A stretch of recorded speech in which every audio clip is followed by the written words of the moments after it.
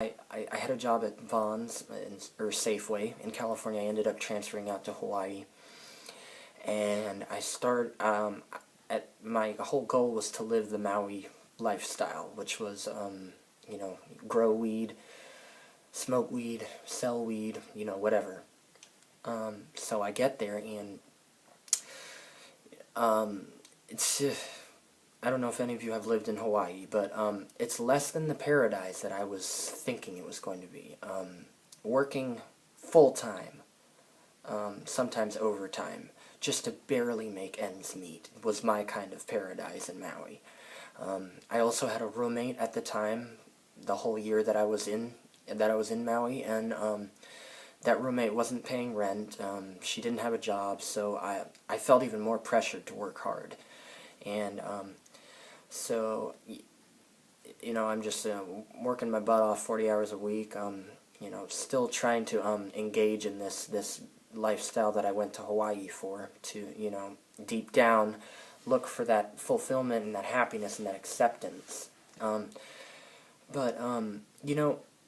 I would say being in Maui is kind of the foundation of me getting more interested in knowing God and developing a relationship with God, and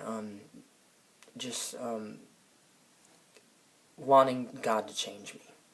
So, yes, there was a lot of marijuana in Maui, but there was also a lot of extremely humble people. I mean, these people there, they would work not one, not two, but sometimes 3 jobs just to barely be able to make ends meet and to barely be able to, support their family. But they did it because they simply just loved their ohana, which means family. Ohana is a Hawaiian term for family. And, just seeing people live that kind of lifestyle there, just seeing how happy people were there with almost nothing, and how unhappy I always was with almost everything, that really just, it started to humble me, and it started to, build this thirst and this hunger to get to know God and what His plan was for me. So, I got invited to church there. I started going to church again. I had some amazing coworkers there that knew what I was going through. They knew I was out there by myself. They knew I was struggling to make ends meet, and they treated me like I was one of their family, and they welcomed me, and they just appreciated the hard work that I did there while I was there, and it made me feel the most humble that I have ever felt in my life. And I really believe that God has a special place for Maui, because it's a place that can humble many. Seriously. Just spend some time in Maui and see how happy everyone is there when they have almost nothing. They're struggling to make it there, but they do it because they love their family. And, one of the things you'll know about Hawaii is aloha spirit. And aloha spirit is real. It's not, something that the tourists make up. It's, I say this because I lived there for 1.5 years, and I did get to experience what the aloha spirit was. And a lot of it is faith in God. I don't think I knew one Hawaiian there that didn't believe in God. And that really helped to build my hunger for God.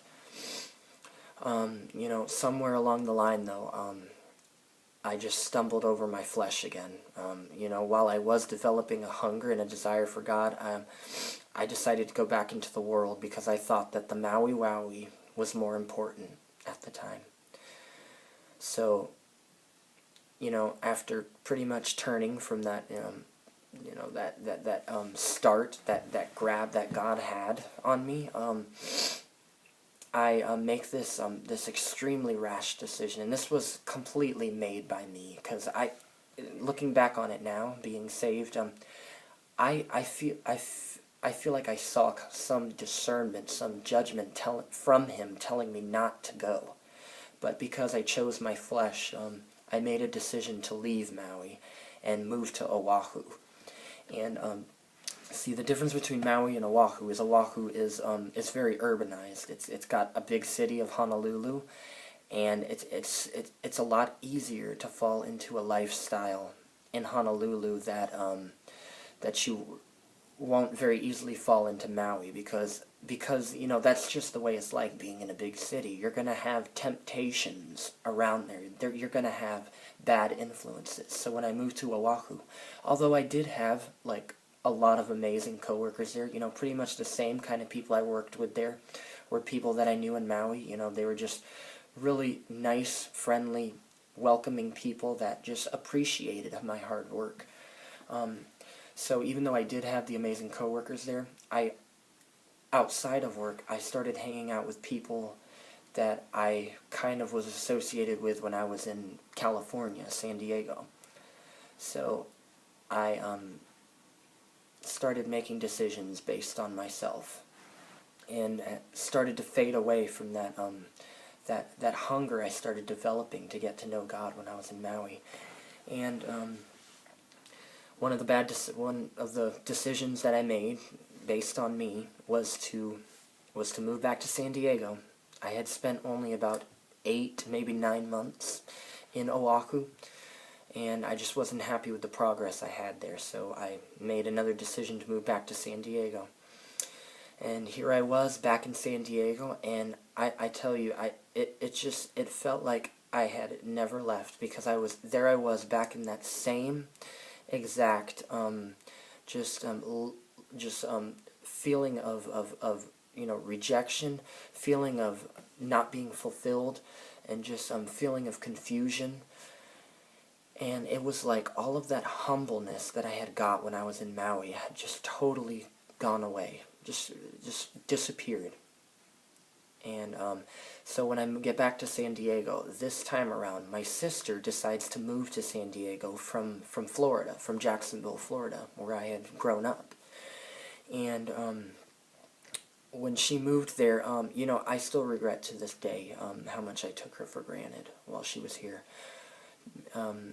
Because while she was here about 9 months, maybe 10 months, she kind of gave the same, tried to give me that same thirst and that same hunger that the people in Maui gave me. Like she inspired me to go to church. She inspired me to stop smoking weed. She kept convicting me that I should stop smoking weed. But, you know, like I said, being back in San Diego, right back in the flesh, I didn't see a need to stop smoking weed. So I would convince her that there was no reason for me to stop smoking weed. And, you know, time goes by, you know, I still living for myself and living for my flesh. I was blinded by, you know, all of this good judgment that she had at the time to try and get me out of the, you know, this bad,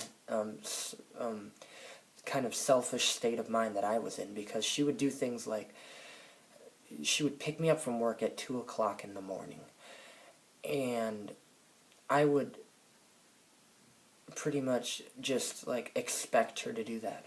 You know, looking back on it now, you know, I would appreciate her for what she did, because she deserved that appreciation at the time. She deserved that simple thank you. Thank you for doing this for me.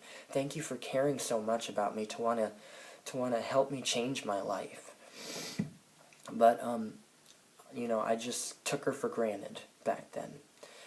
So she ends after about 9 or 10 months, she ends up deciding to move back to Jacksonville, Florida. And at that time, I was just so lost. I was so lost, and I was angry. I was angry at everything. I was angry at myself. I was angry at my parents. I was angry at my sister. I was angry at life. I was angry at every single living person that had ever hurt me. And I was angry with God, because at the times I thought I was praying. I was actually begging. I was begging, you know, like, God, please give me all of this stuff that I want, without having the perspective of what God wanted for me. So, you know, a couple months go by after my sister moves back to